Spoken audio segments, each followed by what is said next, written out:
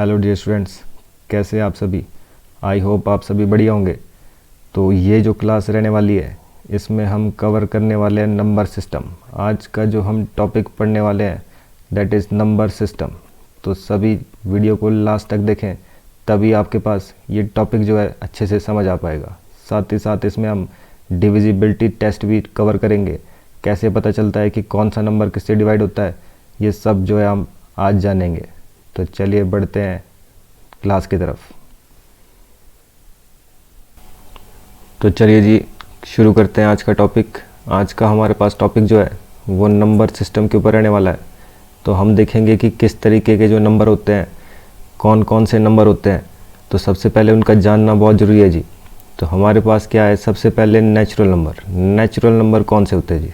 तो हमें पता है नेचुरल नंबर जो 1 से शुरू होते हैं, 1 2 3 4 5, ये सारे के सारे नंबर जो 1 से शुरू हो रहे हैं नेचुरल नंबर होते हैं। अप टू इन्फिनिटी, मतलब 100 भी, 1000 भी, 50,000 भी, जितने भी नंबर है सारे के सारे हमारे नेचुरल नंबर होंगे। जिसके बाद इसमें फ़र्क क्या है, फ़र्क ये है कि भाई ज़ीरो का फ़र्क है जो कि होल नंबर में आता है। नेचुरल नंबर में ज़ीरो नहीं आता है। ज़ीरो आ सकता है पर 10 में आ सकता है, 100 में आ सकता है, पर स्टार्टिंग में कभी भी ज़ीरो, जो ज़ीरो है वो नेचुरल नंबर नहीं होता है।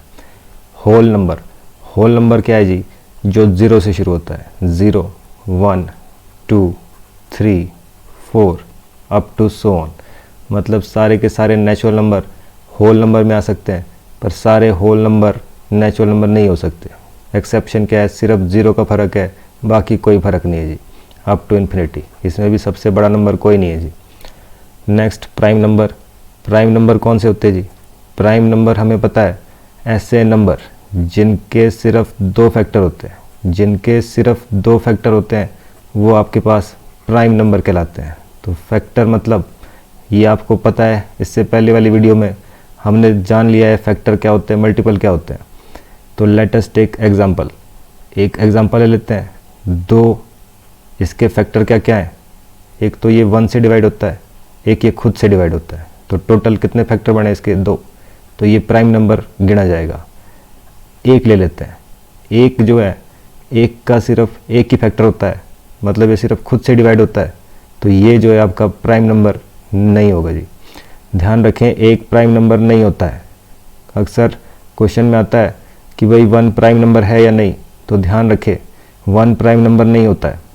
वैसे ही नंबर लेते 3 के भी हम फैक्टर देखें, इसके भी 2 फैक्टर निकलते हैं, एक तो 1, एक ये खुद, तो ये भी प्राइम नंबर है। नंबर देखें 4 के 1 से डिवाइड होता है, 2 से डिवाइड होता है, खुद से भी डिवाइड होता है। तो टोटल इसके फैक्टर 3 हो गए, तो मतलब ये भी प्राइम नंबर नहीं है। तो नंबर कौन से प्राइम हुए जी? 2 3 5 7 11 13 अप टू सो ऑन, ये जो नंबर है ये आपके पास प्राइम नंबर होते हैं। सबसे छोटा प्राइम नंबर 2 है, सबसे बड़ा फिर कोई नहीं है जी, इन्फिनिटी। इस तरीके से आगे बढ़ते रहते हैं आगे। तो ये प्राइम नंबर जो है आपको पता होने चाहिए कौन कौन से प्राइम नंबर होते हैं। ध्यान रखें 1 प्राइम नंबर नहीं होता है। Next composite number. तो ऐसे नंबर जिनके 2 से ज़्यादा, कम से कम 2 से ज़्यादा, कम से कम 3, ठीक है जी, 2 से ज़्यादा फैक्टर होने चाहिए। कम से कम 3 और 2 से ज़्यादा जो है इसके फैक्टर होने चाहिए। जैसे कि एग्जांपल है 4 के हम देख रहे हैं 1 से डिवाइड होता है, 2 से डिवाइड होता है, खुद से भी डिवाइड होता है। तो इस 4 के टोटल कितने फैक्टर निकल गए? 3। तो सबसे छोटा जो कंपोजिट नंबर होता है वो कौन सा होता है जी? 4। तो ध्यान रखेंगे जी, एक ना तो कंपोजिट नंबर होता है ना ही प्राइम नंबर होता है, क्योंकि प्राइम नंबर के लिए 2 चाहिए कम से कम, और कंपोजिट के लिए कम से कम 3 चाहिए। 2 से ज़्यादा, कम से कम 3, तो 3 फैक्टर तो चाहिए ही चाहिए। कोई भी नंबर जो प्राइम नहीं है, एक के अलावा सारे के सारे क्या होते हैं? Composite number. चाहे आप नंबर मान लो 6 किससे से डिवाइड हो रहा है? 1 से, 2 से, 3 से और खुद से। तो इसके कितने फैक्टर निकल गए जी? 4 फैक्टर, तो 3 से ज़्यादा ही है, तो बिल्कुल सही। जिसके भी 2 से ज़्यादा फैक्टर होंगे, कम से कम 3 फैक्टर होने चाहिए। तो 3 फैक्टर जिसके आ रहे हैं, 3 से ज़्यादा भी आ रहे हैं, वो सारे के सारे कंपोजिट नंबर होते हैं। तो नेक्स्ट बात करते हैं को प्राइम नंबर की। तो को प्राइम नंबर कौन से होते हैं? ऐसे नंबर जिनके बीच का जो HCF है, नंबर ले लो 7 5, इनका जो HCF है वो कितना है? 1। HCF मतलब एक ऐसा नंबर जिसके टेबल में दोनों आते हैं। तो हमारे पास HCF कितना है इन दोनों का? 1। तो ऐसे नंबर जिनका HCF 1 होता है वो सारे के सारे को प्राइम नंबर होते हैं। इसमें ये फ़र्क नहीं है कि वो दो नंबर कौन से हैं, एक नंबर चाहे प्राइम है चाहे नहीं है, बट HCF जो इनका है वो कितना होना चाहिए? 1। HCF मतलब आपको पता है कि भाई इन दोनों के दोनों नंबर, ये दोनों नंबर किसी एक के टेबल में नहीं आने चाहिए, एक के अलावा ओनली 1 नंबर, वो भी सिर्फ एक के अलावा किसी भी नंबर के टेबल में दोनों नहीं आते हैं। तो ये क्या कहलाएगा जी? HCF 1 है, तो ये नंबर हमारे पास को प्राइम नंबर होते हैं। चाहे नंबर कोई भी है, 41 ले लो, 42 ले लो, कोई भी ऐसा नंबर नहीं है जिसके टेबल में दोनों आते हो एक के अलावा, इसीलिए HCF कितना है इसका? 1। तो HCF 1 होने का कारण ये क्या है? को प्राइम नंबर, सह अभाज्य संख्या है। तो ध्यान रखें जी। Next is twin prime number. Twin prime number का मतलब क्या है? जैसे कि एग्जांपल, एक नंबर 3 है, दूसरा नंबर 5 है। ऐसे नंबर, ऐसे दो प्राइम नंबर, इसमें दोनों के दोनों प्राइम नंबर होने चाहिए, जबकि को प्राइम नंबर में ऐसी कोई सिचुएशन नहीं है, ऐसी कोई सिचुएशन नहीं है इसमें जी। जबकि इसमें दोनों प्राइम भी होने चाहिए, साथ में उनके बीच का जो गैप है, जो उनके बीच का गैप है वो 2 रहना चाहिए हमेशा, गैप हमेशा 2 रहना चाहिए। तो 3 और 5 के बीच का गैप कितना है? 2, दोनों के दोनों प्राइम। जैसे कि 5 7, दोनों के दोनों प्राइम नंबर और इनके बीच का गैप कितने का है? 2। 11 13, दोनों के दोनों प्राइम नंबर और इनके बीच का गैप कितने का है? 2 का। तो ऐसे नंबर जिस पे भी हमारे पास दोनों के दोनों प्राइम नंबर हो, साथ ही साथ गैप उनके बीच में सिर्फ 2 का हो, तो वो क्या कहलाएंगे? Twin prime number. Next, even number क्या होते हैं जी? तो इवन नंबर क्या होते हैं? पहली पहचान क्या है? इसकी जो पहचान होती है वो लास्ट नंबर से होती है। जिसके भी लास्ट नंबर में 0 2 4 6 या 8 आए, जिसके भी लास्ट में 0 2 4 6 8 होता है, वो हमारे पास सम संख्याएं होती है। नंबर चाहे कैसा भी लिखा हो, 1 1 1 लास्ट में दे दिया 2, तो ये हमारे पास सम संख्या रहेगी। ध्यान रखें जी इस बात का। तो जिसके भी लास्ट में 0 2 4 6 8 मतलब ऐसा नंबर जो 2 से डिवाइड हो सकता है, वो सारे के सारे क्या हैं? Even number. नेक्स्ट बात करते हैं ऑड नंबर की। तो जिसके लास्ट में जो है आपके पास 1 3 5 7 या 9 रहे, जिसके भी लास्ट में आपके पास ये सब चीज़ें रहे, वो नंबर क्या कहलाता है जी आपके पास? Odd number. ऑड नंबर चाहे भले ही 2 2 2 लास्ट में 1 दे दिया तो ये क्या हो जाएगा? Odd number. नेक्स्ट बात करते हैं इंटीजर की। इंटीजर क्या होता है? आपको पता है कि भाई एक नंबर लाइन होती है, सेंटर में 0, इधर को हमारे पास माइनस के नंबर लिखे जाते हैं और इधर को हमारे पास प्लस के नंबर लिखे जाते हैं। तो जितने भी नंबर इस नंबर लाइन के ऊपर आ रहे हैं, सारे के सारे क्या होते हैं? इंटीजर। तो माइनस के नंबर चाहे 0 चाहे प्लस के नंबर, सारे के सारे क्या होते हैं? इंटीजर होते हैं जी। ठीक है जी, तो इस चीज़ का ध्यान रखेंगे। तो चलिए जी, रेशनल नंबर कौन से होते हैं? ऐसे नंबर जो p/q की तरह लिखे जा सकते हैं, अपॉन की फॉर्म में लिख सकते हैं, वो सारे के सारे नेशनल नंबर होते हैं जी, सारे के सारे रेशनल नंबर होते हैं जी। परिमेय संख्याएं होगी, चाहे नंबर 0 है, 1 है, 2 है, 3 है, सब के नीचे हम 1 लिख सकते हैं। सारे के सारे ये रेशनल नंबर है, जिसके नीचे कुछ नहीं होता उसके नीचे हम 1 लिख सकते हैं। तो ये सारे के सारे क्या होते हैं? Rational number. तो अगर सब के नीचे 1 लिख सकते हैं, सारे रेशनल नंबर है, तो इरेशनल नंबर कौन से जी? तो ध्यान रखें, ऐसे नंबर जो आपके पास लिखा है 0.333, बढ़ता ही जा रहा है नंबर, 5.555 बढ़ता ही जा रहा है नंबर, ख़त्म ही नहीं हो रहा है, तो ऐसे नंबर क्या कहलाते हैं? Irrational number. इसमें ज़्यादातर जो क्वेश्चन आता है वो आता है पाई के ऊपर। पाई कौन सा नंबर है? तो ध्यान रखें, पाई भी एक इरेशनल नंबर होता है। इसकी जो वैल्यू है 3.142 इस तरीके से चलती रहती है, ख़त्म ही नहीं होती। इसको हम अपॉन की फॉर्म में नहीं लिख सकते हैं, जो है वो इमेजिनरी वैल्यू। ठीक है जी। वैसे ही हमारे पास एप्सिलॉन जो ई है, ये भी हमारे पास इरेशनल नंबर में गिना जाता है। खासकर क्वेश्चन जो है पाई और इसके ऊपर पूछा जाता है, तो ध्यान रखें ये भी इरेशनल नंबर है। साथ ही साथ जितने भी स्क्वायर रूट वाले नंबर हैं जिनका रूट नहीं निकलता है, ये सारे के सारे हमारे पास इरेशनल नंबर होते हैं, सारे के सारे इरेशनल नंबर।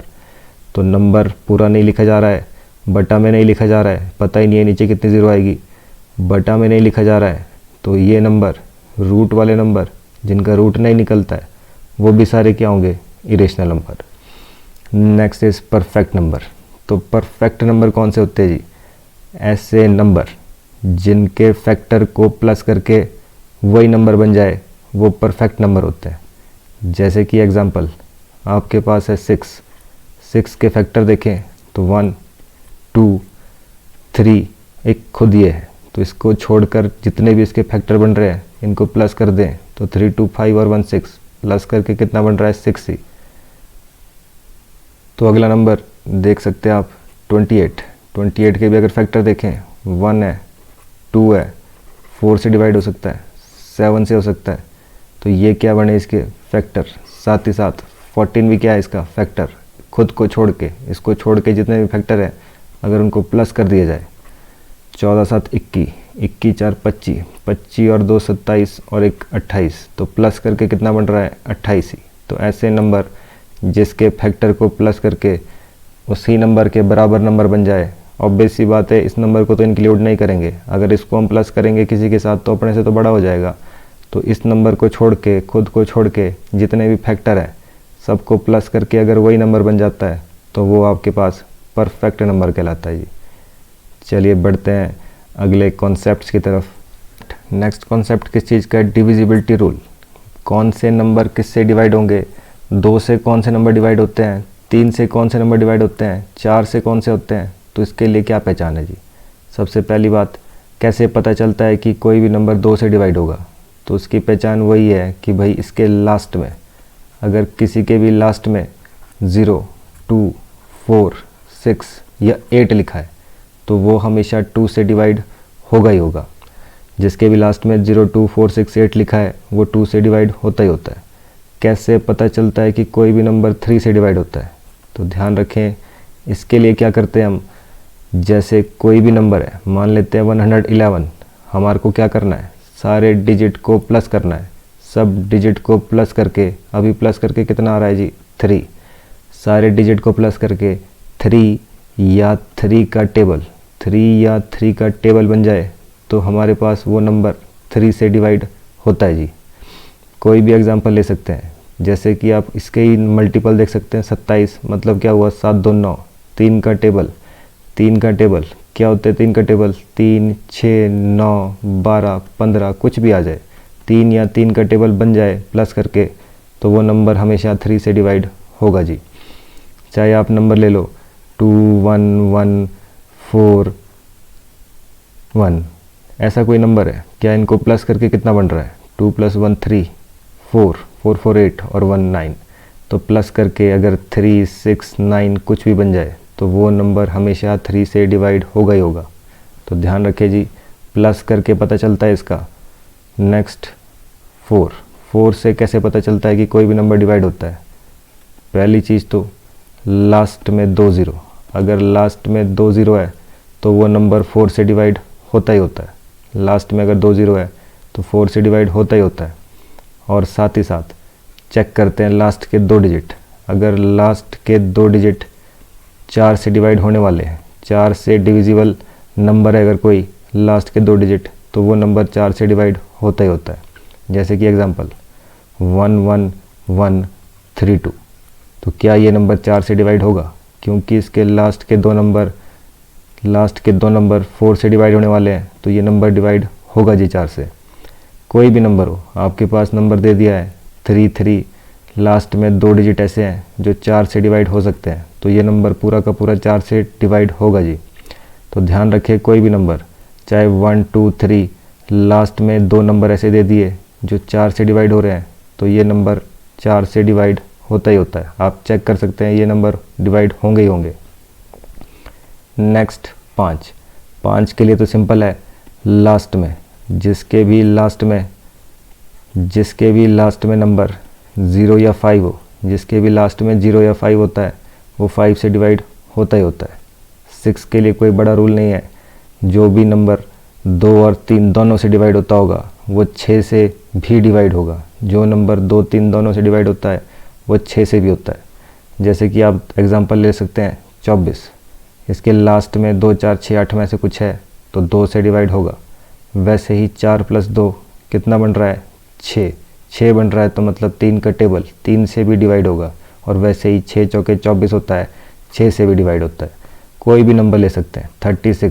36 आप देख रहे हैं तो ये नंबर 3 से डिवाइड हो रहा है, 6 3 9 बन रहा है, 3 से डिवाइड होगा ही होगा। लास्ट में डिजिट 2 4 6 8 में से है तो आप देख रहे हैं 2 से भी डिवाइड होगा, तो ये नंबर 6 से भी डिवाइड होता है जी। तो ऐसे कोई भी नंबर जो 2 3 से डिवाइड होंगे वो 6 से भी डिवाइड होंगे।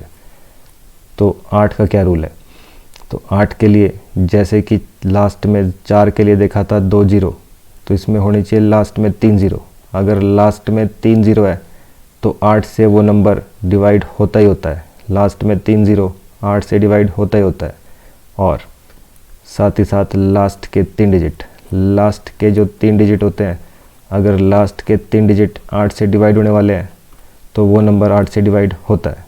डायरेक्ट क्वेश्चन आया था एक बार, अभी हाल ही में क्वेश्चन आया है कि 8 से डिविजिबिलिटी का क्या रूल है। तो ध्यान रखें 8 से डिविजिबिलिटी का यही रूल है, या तो लास्ट के 3 0 या तो लास्ट के 3 डिजिट जो है डिवाइड हो रहे होंगे। 4 की तरह 2 डिजिट होते थे, वैसे इसमें 3 डिजिट, तो उसमें वो नंबर 8 से डिवाइड होगा ही होगा। नेक्स्ट 9 से डिविजिबिलिटी का क्या रूल है, कोई भी नंबर जिसको प्लस करके, जैसे 3 का रूल था वैसे ही 9 का भी है, पर प्लस करके कितना बनना चाहिए, 9। प्लस करके कितना बनना चाहिए, 9 या 9 का टेबल बन जाए तो वो नंबर 9 से डिवाइड होगा ही होगा। कोई भी नंबर ले सकते हैं, आपके पास नंबर लिखा है 81 में भी क्या है 8 और 1 9, और ये नंबर डिवाइड होता ही होता है। कोई भी नंबर ले सकते हैं 2 4 6 3, इनको प्लस करके कितना बन रहा है 9, तो ये नंबर भी 9 से डिवाइड होगा ही होगा। तो 9 के लिए क्या चेक करते हैं, सबको प्लस करके 9 बने तो वो नंबर 9 से डिवाइड होता ही होता है। 10 के लिए तो सिंपल है, लास्ट में क्या चाहिए 0, लास्ट में 0 तो वो डिवाइड हो जाएगा जी। 11 के लिए, तो 11 के लिए जो हमारे पास डिविजिबिलिटी रूल है उसकी तरफ ध्यान देंगे जी।